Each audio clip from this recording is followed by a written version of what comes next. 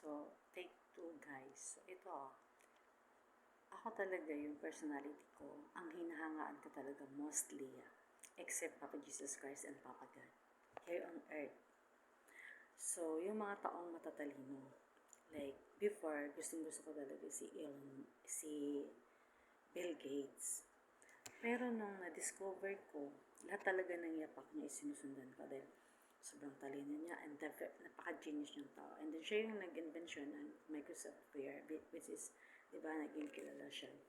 Tapos after all, nung nakita ko yung channel niya sa YouTube, na meron ako sa personal na revelation na, which is in-interview siya.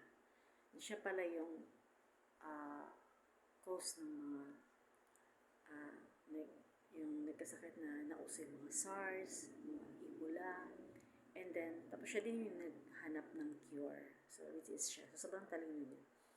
So, gusto niya bawasan daw yung mga tao. So, diba? So, napaka-toxic ng mindset niya and then napaka-devious ng mindset niya. So, diba? Dahil yan ang mga sobrang matalino. Tapos, parang na-discourage ako sa kanya. Na yung pala na ina-idolize, yung pala na parang hinahangaan ko na tao, na ina-idolize ko is, ang heart niya is devil. So, parang nagkaroon ako ng, what? Parang nagkaroon sa akin ng, ano yun, parang traumatic sa pagkatao ko na, wala nga, hindi ko na siya gusto. And then, syempre, naghahanap ako. Then, one time, na-discover ko si Elon Musk, na isa siyang pinaka-humble na tao na talagang madami siyang mag-struggle na nangyari sa buhay niya, pinaghirapan niya din. Diba yung na-discover niya yung pumunta din sa Mars, na kung saan na-develop niya yung, hindi lang pala sa Earth ang mayroong buhay na tao, which is meron pang isang option na, which is Mars. So, talagang pinanood ko lahat yun, yung pag-imbento niya, yung ang mga spaceship, yung mga tao na naging, niya, kaakibat niya, tapos hanggang doon. So, diba, sabi ko, wow, so, napaka-humble niyang tao, and then diba, so, kilala siya sa mundo, napaka-yaman niya, tapos, napaka-genius niya, so, tinaob niya lang. So, yun yung mga tao na hinahangaan ko. Tapos, syempre, hinahangaan ko rin si Nostradamus. Kahit sino pa yung dumating ngayon ng mga manghula. Parang walang tataob din sa kay Nostradamus. Kasi ang talino ni Nostradamus, kakaiba. Parang gifted din siya from heaven. So, ngayon kasi parang hindi mo paniwala na parang inaral na lang nila yan. So, iba yung inaral sa binigay sa iyo ng Panginoon. Na it's came from heaven God, na binigay sa iyo yung talent niya. So, yun. Isa siyang, he came from France, parang taga-France siya. So, naging kilala siya. Hindi siya mayaman, ordinary siyang tao. Pero nung nag-click yung kanyang books or boom, talaga doon siya nakilala, wow, na parang, ganun. Tapos, yun ang mahinangan ko na tao na parang, related doon sa mga nakakabad ng outer space, gaya ni Mark Zuckerberg. So, diba? So, yun, parang wow. Tapos parang na-discourage ako dun kay Bill Gates dahil dun sa sinabi niya na gusto niya bawasan ang tao sa buong mundo. Paano niya magagawa yun? Babawasan mo yung tao. Hindi naman ikaw ang nag-create. Iisa ka lang naman tao na create ni Heavenly Father. So, dapat kahit gaano ka man kayaman, kahit gaano ka man ka-genius, walang pwedeng makalabaw sa Panginoon. Because He is a God all over the world. Kumbaga, we are son and daughters of God. Hindi natin kayang pantayin kung anong meron siya. So, sobrang talino niya, naisip niya na mag-create ng isang yung parang nakakakilabot. Diba yung kagaya ng SARS, Ebola, and then lately yung pandemic na nagkaroon tayo ng COVID-19. So, sino may pakanya na, diba si Bill Gates din? So, diba? So, kumbaga napaka-worst niyang tao, dangerous. Parang yung heart niya, wala na dun sa mabuting puso. So, nasa demon siya. So, ganun ang tao. Naalala niyo ba yung God and Godless Stone? na parang lahat ng mga celebrity, na mga Hollywood actor and then actress, parang kinocompete nila si Heavenly Father na parang sikat sila sa buong mundo. Parang akala nila wala silang kamatayan, akala nila yung kasikatan nila or famous nila is madadala nila habang buhay.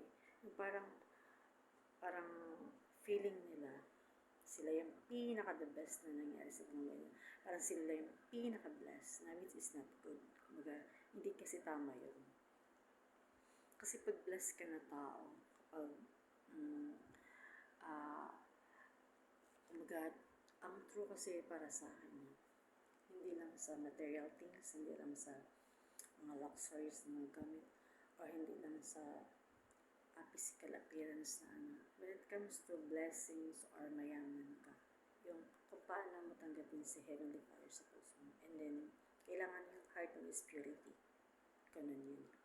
So, and then, kailangan malinis ang puso mo, and then wala kang inapahan na tao, at hindi ka nag-judge ng tao. Kumbaga, consistent lang yung heart mo, and then hindi ka nagbe-base doon sa mga ibang tao na nare-reach nila kung ano yung gusto nila. Dahil sila yun. Pero yung parang mag-ambition ka ng sobra-sobra na hindi mo man kaya, kumbaga, parang gusto mo na kontrolin ang buong mundo. Tapos parang gusto mo na labawan si Heavenly Father. Hindi pwede yun. Dahil isa lang ang nagmamayari ng mundo natin. At doon tayo galing, which is si Heavenly Father. So gusto ko lang i-share kung ano ang meron ako na para sa aking opinion. Na kahit gaano man tayo kilala sa buong mundo, or kahit gaano ka man kayaman, or kahit halimbawa si Elon Musk. So diba, consistent yung pagiging humble niya. And then